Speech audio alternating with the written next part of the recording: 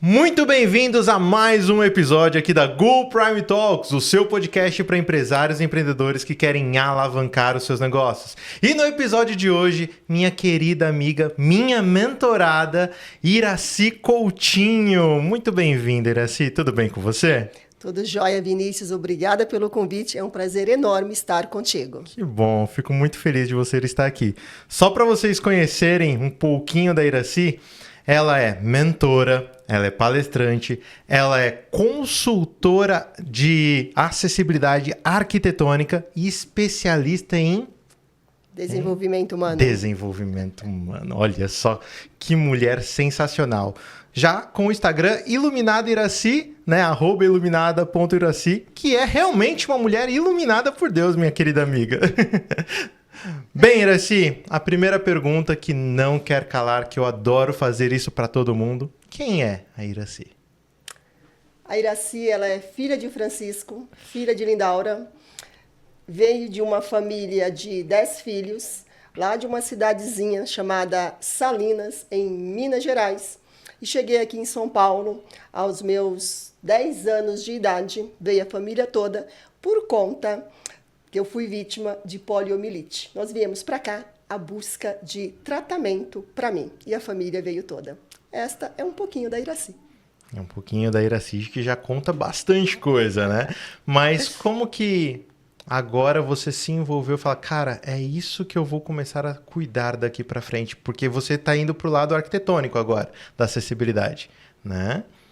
Então, essa questão da acessibilidade arquitetônica, ela veio por conta da paralisia infantil, da deficiência, que eu tenho deficiência física, eu ando com bengalas canadenses, uso aparelho ortopédico, de vez em quando uso cadeira de rodas, né?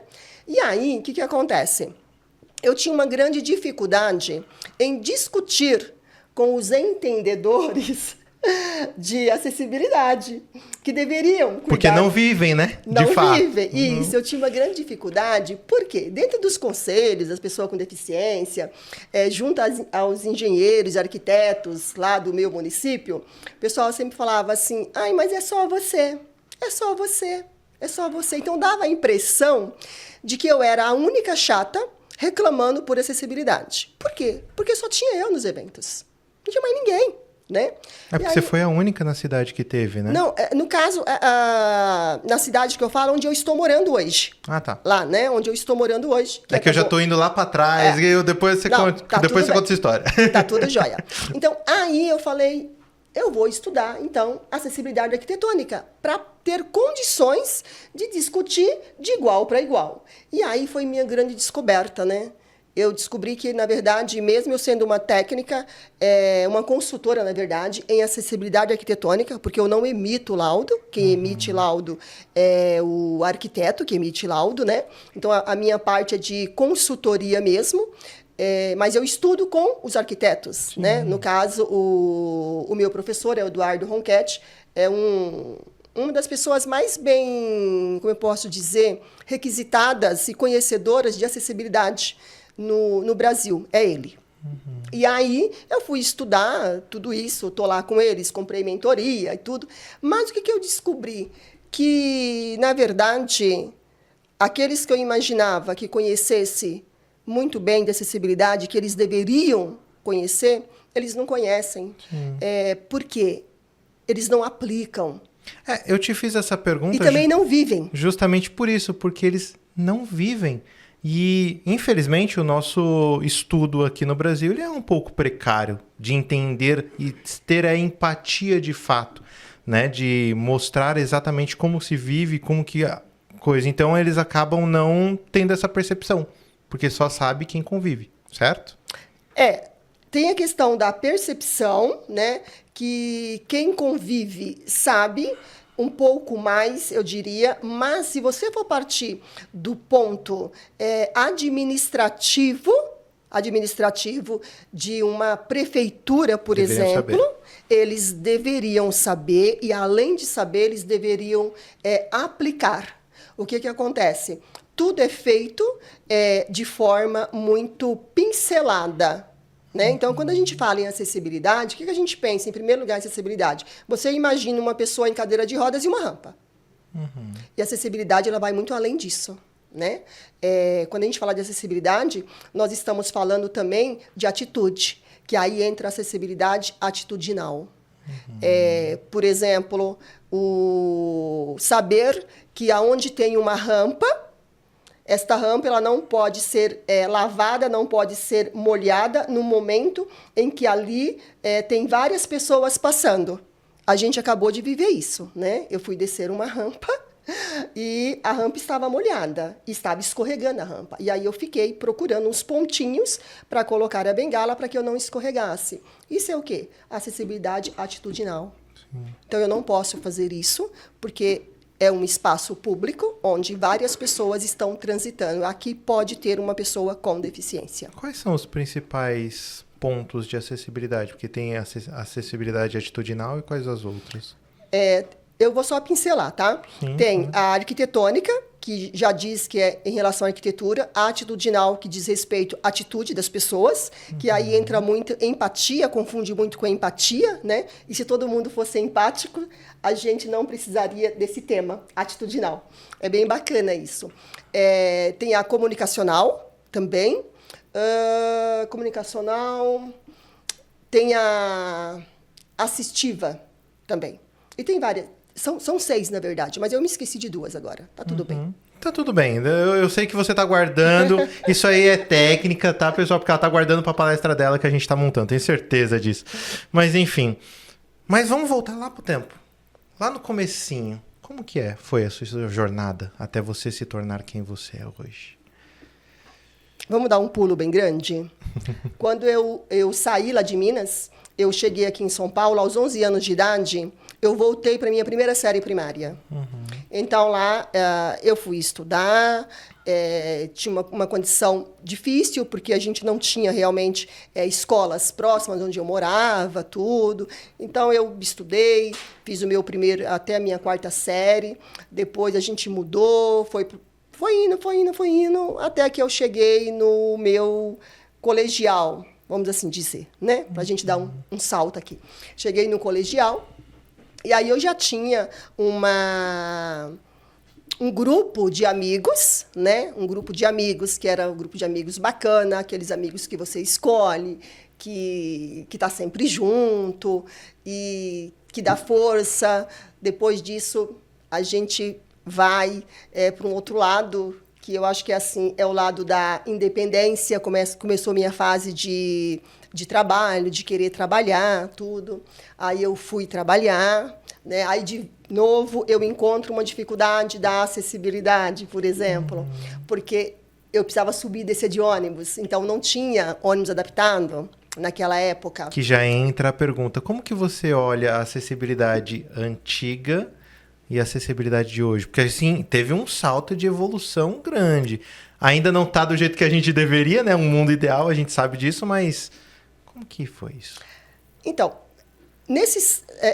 nessa dificuldade toda, para ter uma ideia, eu precisei do meu pai. Meu pai trabalhava à noite e de manhã, antes de eu ir para o serviço, ele já chegava. E aí ele me levava no ponto de ônibus, ele me colocava no ônibus e lá, no meu emprego, eu descia do ônibus, atravessava a rua e ia trabalhar.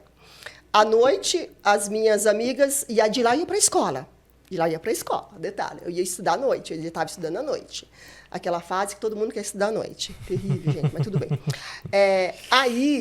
As minhas amigas iam comigo e me ajudavam a subir no ônibus. Porque até então eu já tinha aprendido a descer do ônibus, mas eu não conseguia subir. Aí elas iam comigo até o ponto do ônibus e me subia no ônibus. Depois elas iam correndo para o ponto de ônibus dela. Então eu sempre tive pessoas maravilhosas perto de mim.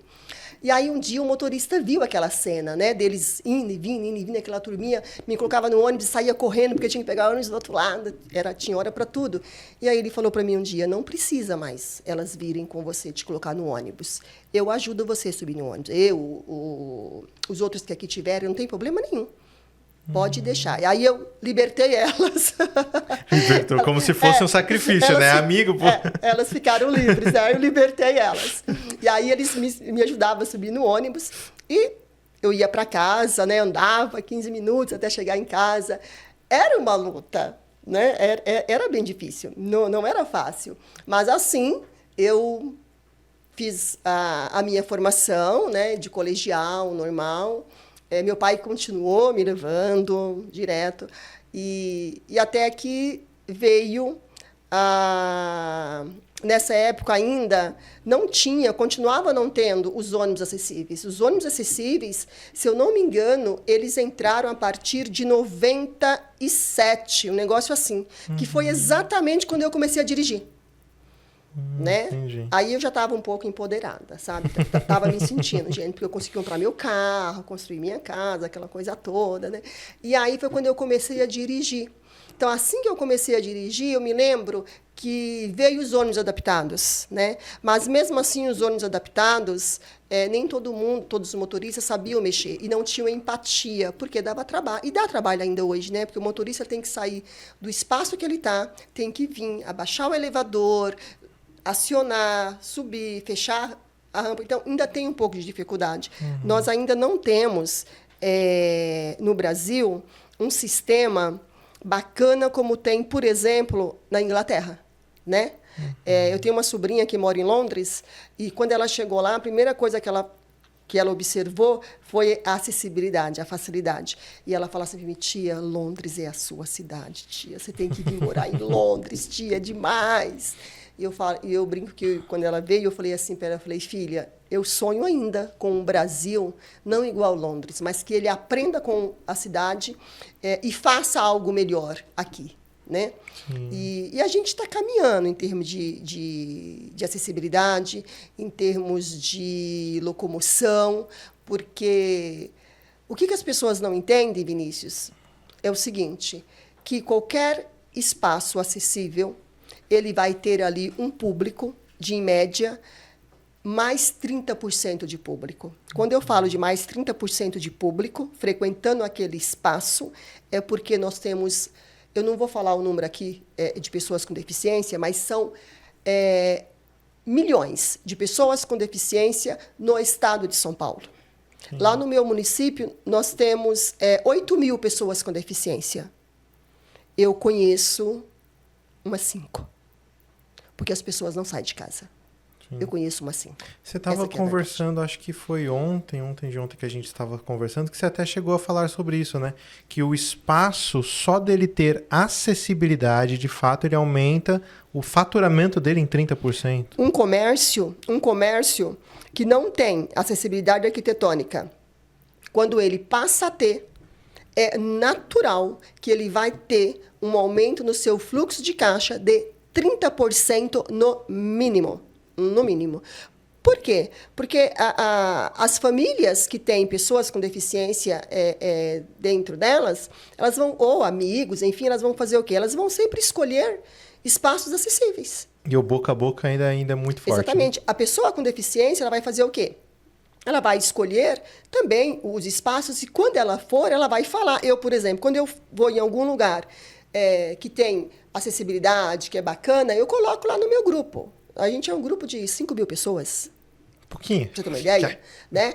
Então, eu coloco lá, pessoal, tal lugar é acessível, podem ir. Eu tenho amigos que trabalham com turismo em acessibilidade. Onde ela vai, ela é cadeirante, no caso, onde ela vai, ela posta, ela faz um vídeo e posta. Olha, esse lugar é acessível, vem para cá. E se eu vou num lugar desse, por exemplo, ela mostrou esses dias um parque no meio da mata, acho que da Serra da Mantiqueira, um espaço completamente acessível. Completamente acessível. O que eu pensei ali? Próxima férias da criançada, eu vou levar a criançada, porque eu tenho uma renca de sobrinhos. Eu não sou mãe, mas eu sou tia, mãe. Eu já pensei, vou levar a criançada. Então, se eu estou levando 5 crianças ali, você concorda que aquele espaço vai ter um faturamento Com certeza. maior? É nesse sentido. Então, eu vou onde? Eu vou onde com as minhas crianças, onde eu possa ir, eles desfrutam, eu também desfruto. Que a gente quer fazer algo juntos, né? Então, isso é bacana. Então, é essa consciência que a gente precisa trazer. E aí, quando a gente fala, por exemplo, em desenvolvimento humano, sou especialista em desenvolvimento humano, é levar para as empresas, é levar para as demais pessoas essa consciência. E quando você leva para as pessoas essa consciência, de uma forma leve, tranquila, bacana, você está fazendo o quê? Você está desenvolvendo essa pessoa. Com certeza. Você está desenvolvendo, né? Não precisa ser aquela coisa chata. Então, aí é onde eu costumo falar não, né? Tem algumas pessoas que falam para mim que quando estão comigo, elas aprendem a cada dia. Elas aprendem sempre um pouquinho mais, né? Porque quando eu estou contigo, aí eu posso falar diretamente. Quando eu estou contigo, parece que a gente está expandindo a nossa mente a cada segundo. Porque a gente começa a ter uma percepção de mundo totalmente diferente do que a gente já tinha. Parece que a nossa realidade começa a ter outras formas de se ver. E eu falo isso com propriedade, porque eu sou seu amigo, eu posso falar. Não, mas você pode falar mesmo não sendo meu amigo, mas de amigo é melhor ainda. Mas é isso, Vinícius. Então, você imagina, você convive com a Iracy, você passou a conviver com a Iracy, você tem essa percepção. Sim. Então, na hora que você vê uma pessoa, por exemplo, andando...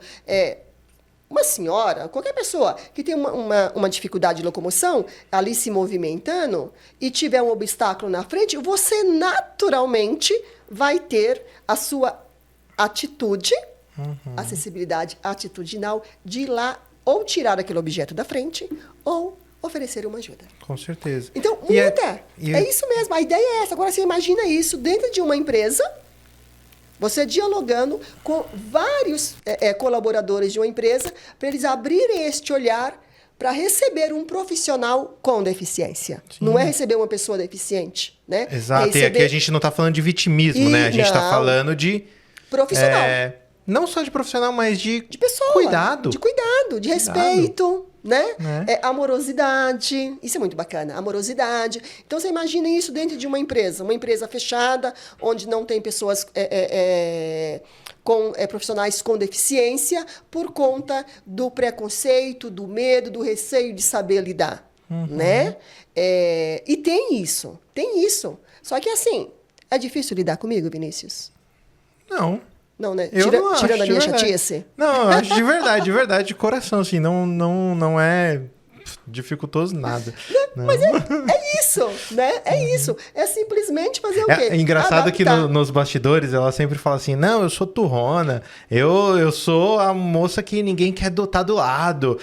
Putz, para com isso, Iracy. É realmente uma mulher iluminada que, tipo...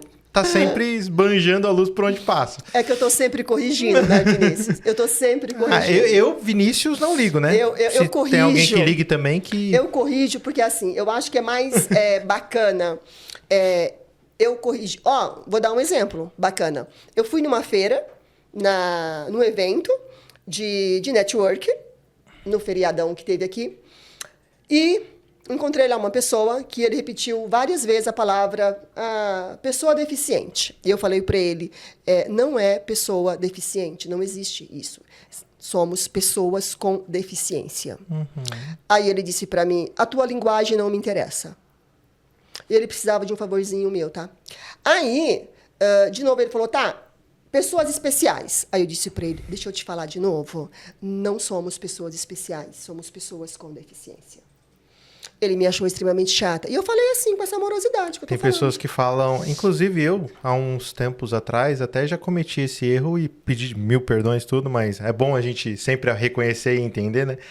Pessoas portadoras de deficiência também é errado. Mas antes era assim, foi nos rotulando, foram nos rotulando pra lá, nos rotulando pra cá, entendeu? Foram. E assim, o que tava lá atrás ficou. Então agora... a ONU entendeu que é o quê? Que somos realmente pessoas com deficiência. Por quê? Porque na frente vem a pessoa, depois vem a deficiência. Sim. Isso é muito claro. Então, assim, quando eu falo, quando eu estou corrigindo a pessoa, eu só quero corrigir pela seguinte situação. Você está conversando comigo, está de boa. Mas você pode encontrar uma pessoa que não seja bem resolvida na sua deficiência física. Verdade. E aí essa pessoa, às vezes, é agressiva, é mal educada, coloca você numa situação ruim. Então, por isso que eu corrijo. Sim. Ou entende? Até pior, né? Porque você também é terapeuta e acaba indo para esse lado. Também. E já que entramos na pauta, como que você se tornou uma terapeuta também, moça? Porque eu sei que você começou a caminhar para essa coisa e ir para socorrista e tudo mais, né? Então, eu trabalhei durante muito tempo em RH, né? A minha última empresa foi a Unilever do Brasil, trabalhava em RH. E aí depois eu fui fazer transição de carreira em 2017. Fui fazer transição de carreira, fui para o mundo do coaching. Fiz uma formação muito bacana de coach. Eu sou chatinha, eu costumo falar que eu fiz com o melhor, né? Tudo bem. Fui fazer uma formação de coach, que durou assim, durou acho que 2 meses a minha formação. Normalmente o pessoal faz em 2 semanas, 3. A minha durou 2 meses. Foi excelente essa formação. E aí eu comecei a atender como coach, né? E como meu mestre sempre me diz, nós não tratamos, no processo de coach, não tratamos de dor, tratamos de empoderamento. Sim. E aí as pessoas começavam a chegar para mim doentes.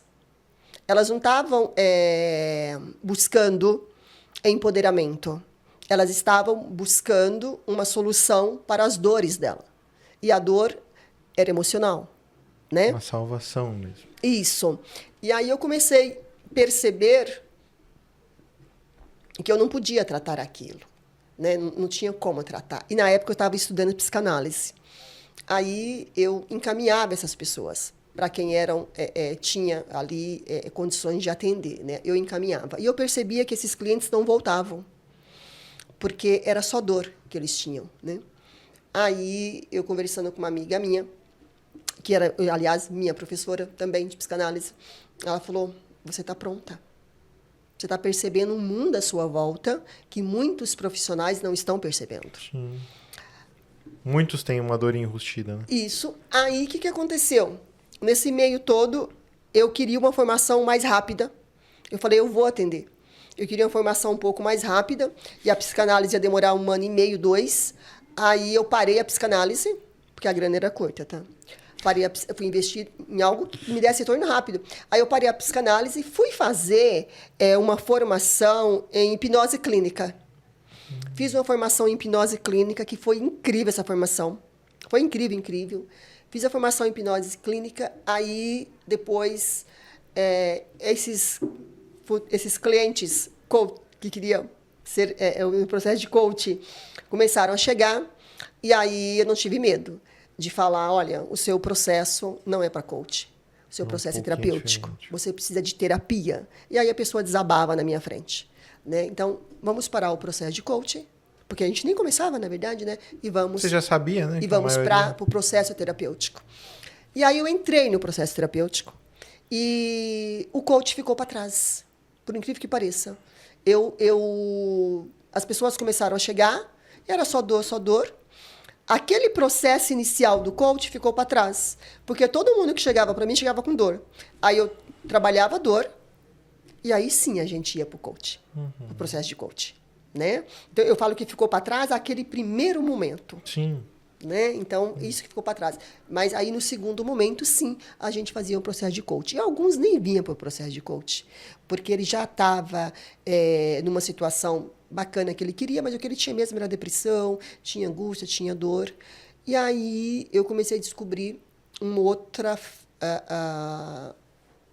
processo dentro da terapia, que era a questão das crises de suicídio, que as pessoas tinham, e começava a dizer para mim, olha, tal pessoa está assim, está assim, está assim.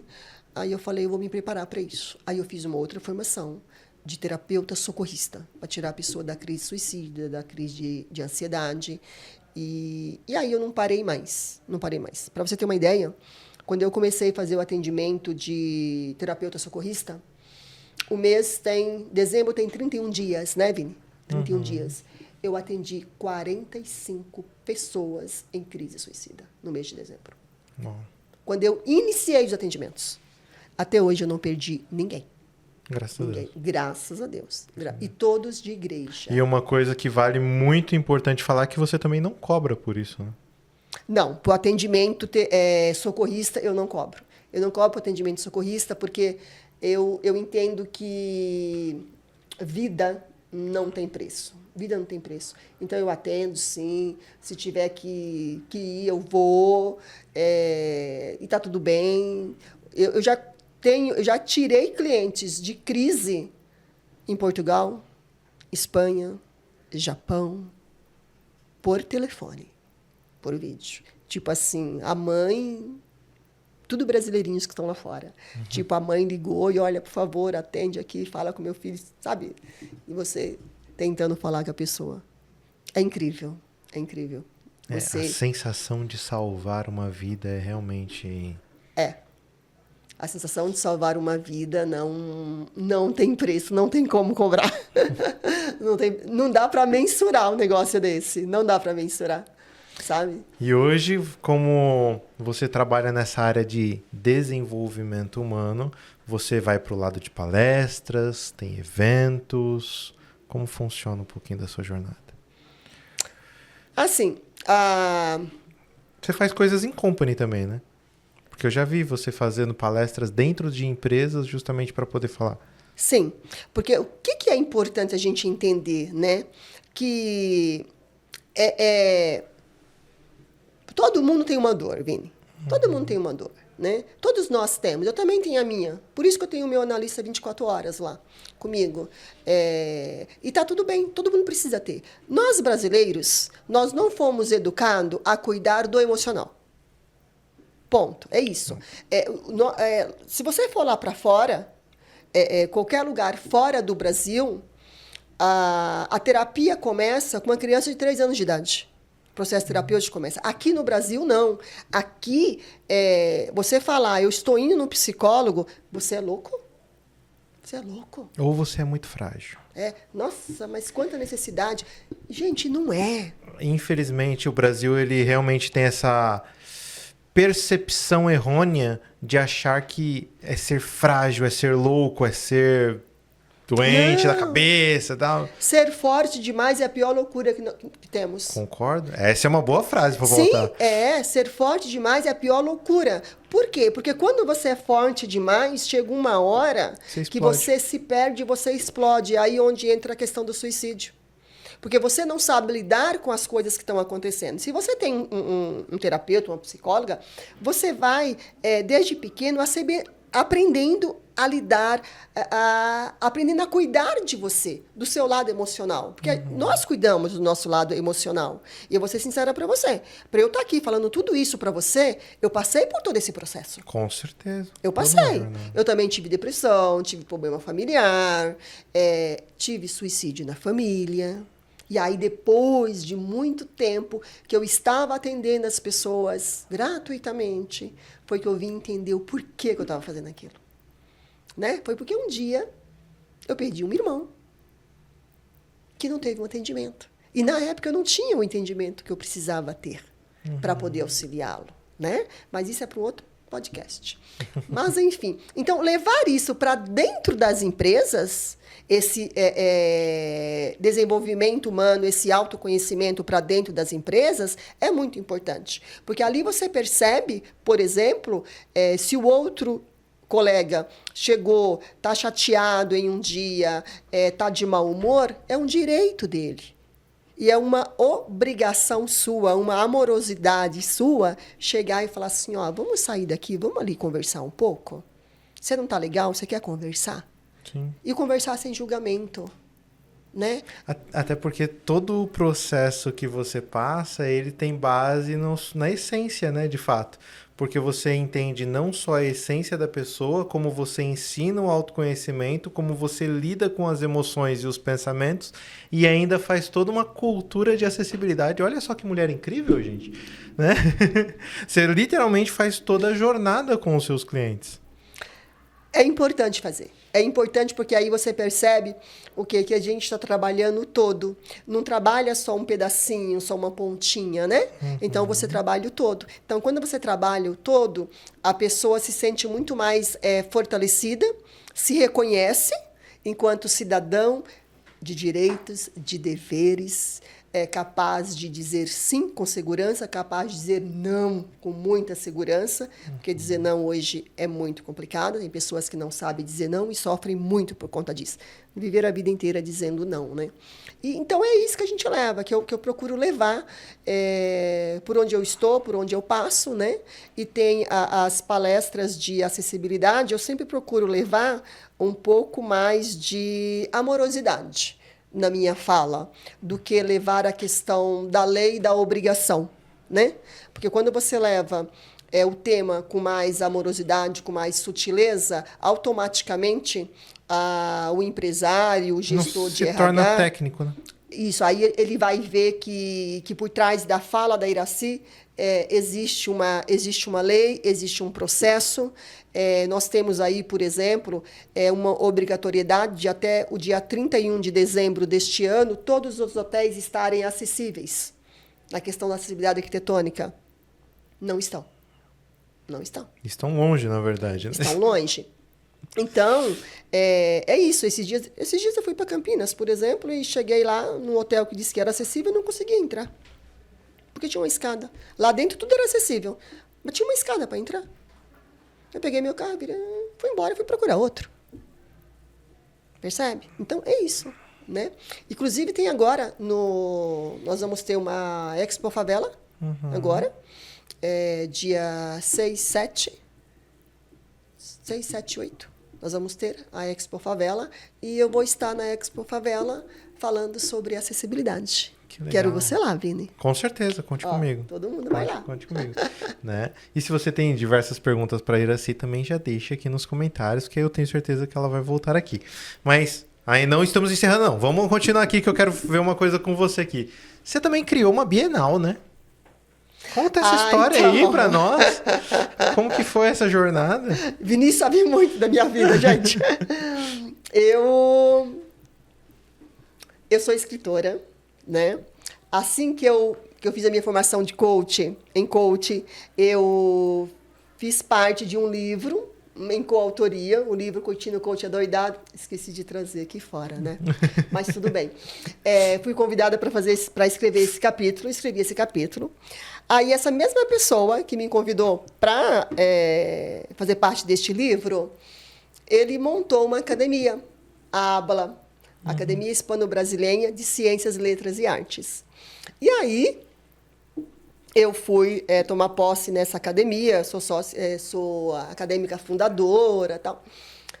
E aí eu saí de lá com um desejo muito grande, né? Saí de lá com o desejo de montar uma Bienal. Falei, vamos montar uma Bienal. Porque a minha primeira Bienal que eu fui, que foi ali no Ibirapuera, eu me apaixonei por aquilo. Me apaixonei por aquilo tudo que eu vi. E eu falei, eu quero um dia fazer isso. Mas eu não sabia o que ia ser. Mas eu queria um dia fazer aquilo, né? E aí eu falei, vamos montar uma Bienal. Terminamos, tal. Virei para ele e falou assim para mim, Iracy, eu estou indo para São Paulo, tal dia. Acho que era uma semana depois da posse na academia. Aí eu falei para ele, vamos lá na minha cidade. Vai lá, então. Aí ele foi para casa. Eu falei para ele, eu quero 1 hora da sua agenda. Ele falou, não, tudo bem, né? Eu ia fazer uma agenda com ele. Eu falei, mas eu quero 1 hora para mim, né? Eu ia acompanhar ele em umas agendas. Eu falei, eu quero 1 hora para mim. Então, ele falou, tá bom. Aí ele falou, onde nós vamos? Eu falei, nós vamos falar com a secretária de Cultura. Ele falou, Eu falei, nós vamos montar uma Bienal. Ele falou, oi? Eu falei, vamos Como fazer... assim? Falei, vamos fazer a Bienal. Aí chegamos lá, apresentei ela o Renato para ela, tal, o Renato Lisboa, um amigo querido, apresentei e tal. Falei para ela, secretária, vamos fazer uma Bienal? Ela falou, oi, Iracy. Falei, vamos fazer uma Bienal? Você nem estava arquitetando já antes de... Já? Falei, vamos fazer uma Bienal? Aí ela falou, e dá para fazer? Você precisa do quê? Eu falei, eu só quero espaço. Preciso de espaço, preciso do seu apoio. Espaço e seu apoio. É isso. Ela olhou para minha cara, olhou para a cara dele. Ela falou, bora. Você dá conta? Eu falei, só dou. Dava nada, gente. Não sabia de nada. Nem sei como fazer, mas joga no peito e vai. Evento eu sabia como fazer. Né? Os eventos, eu sempre fiz evento, festa, tal, sempre fiz. Mas a Bienal, não. Aí, saímos de lá, falei, Renato, o que precisa? Ele falou, vamos fazer, assim, já que você quer fazer, vamos fazer. Precisa disso. Montamos a Bienal, isso era abril. Em agosto, segunda quinzena de agosto, estava acontecendo a Bienal. Coisa mais linda do mundo. Fizemos a Bienal, veio gente de tudo quanto é lugar. 4 meses para acontecer. Para acontecer. E aconteceu a primeira Bienal do livro, com 120 expositores. 120 expositores, três editoras, e muita gente bonita, muita gente boa, muita dança, muita música. A Secretaria de Cultura ajudou imensamente, a secretária Nil Félix, uma mulher bem bacana. E aí a gente fez a Bienal, aconteceu, sem dinheiro, a gente fez a Bienal. E aí eu fui atrevida. Esse ano eu fui atrevida, Vinícius. Aí surgiu o projeto do governo do estado, que era um projeto para a cultura, né? Aí eu falei, eu vou escrever a segunda Bienal do livro para esse projeto. Aí uma amiga minha falou assim, é concorrido. Eu falei, ótimo, é isso que eu quero, adoro concorrer. Mas eu não sabia que era tanto, gente. E aí eu escrevi, nós escrevemos o projeto.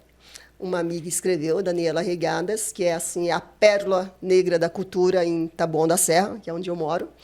Aí a Daniela me ajudou a escrever o projeto. Nós escrevemos um projeto lindíssimo, lindíssimo, lindíssimo, para a segunda Bienal e ganhei. Saiu o projeto. Então, o ano que vem, a gente vai ter a segunda Bienal do livro de Taboão da Serra. Vai ser uma mega produção. Bem bacana. Uau. Bem bacana. Vai ser incrível. Muito que legal. incrível. E assim, essa coisa da cultura é muito legal. Ah, e ganhei também. Antes disso, logo depois da Bienal, teve a Lei Paulo Gustavo, que era a Lei de Fomento à Cultura. Uhum. E eu escrevi um livro. Eu escrevi um projeto de um livro que eu falo sobre uma princesa que teve paralisia infantil. E nesse livro eu estou reportando a questão da falta de acessibilidade, da falta da vacina e a importância da vacina.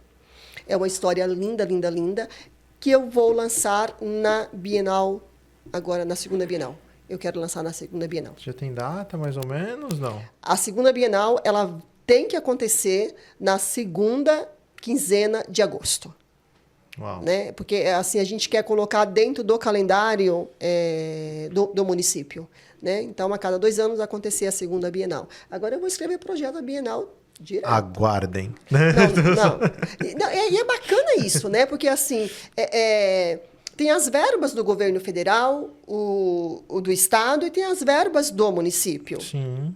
Então, todas essas verbas, esses fomentos à cultura, te leva para um caminho onde não é só você que beneficia. Não, é está se beneficiando.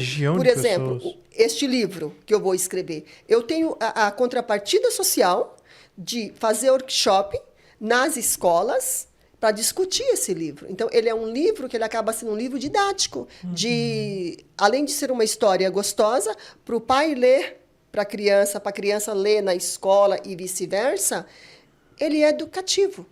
Né? É educativo e conta ali uma história dentro de uma realidade. O bom é que você já está trazendo essa acessibilidade atitudinal dentro para as crianças, de fato. Né? Sim. Que legal. E aí a criança consegue olhar melhor para o amiguinho dela na questão da inclusão, que as escolas hoje têm a obrigação de incluir as crianças. Né? Então, tem esse olhar diferente. É bacana, eu gosto. Nossa, meus parabéns. Obrigada. Parabéns por todo esse projeto lindo que você está fazendo, né? De verdade. Me conta um pouquinho quais são os planos para 2025, além da Bienal. A Bienal é 2025 ou 26? 25. Não, 26. 25. É assim, para 2025, além da Bienal, tem este livro que eu estou fazendo. Fora os workshops e palestras, que eu sei que a gente vai fazer bastante.